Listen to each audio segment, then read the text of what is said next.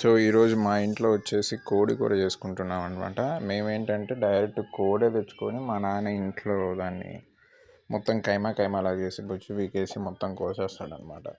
So నేను మా నాన్న ఇద్దరం కలిసి చేసేసాం మార్నింగే. సో అది మొత్తం ముక్కలు చూసారా. సో ఇంకా వండుతున్నాం. సో కూర అయిందంటే సూపర్ ఉంటుంది టేస్ట్. మామూలుగా చేయరు మా నాన్న కానీ నేను ఇద్దరం కలిసి చేస్తాం, సూపర్ ఉంటుంది. సో వెదర్ కూడా సూపర్ ఉంది, బాగా వాన పడుతుంది. మీకు వీడియోలో కనిపిస్తుందో లేదో నాకు తెలియదు కానీ ఫుల్గా పడుతుంది వాన అయితే, ఎక్కువ పెద్ద వానే పడుతుంది. వీడియోలో నాకు తెలిసి పెద్దగా కనిపించట్లేదు అనుకుంటా, కానీ వాన అయితే పెద్దగా పడుతుంది.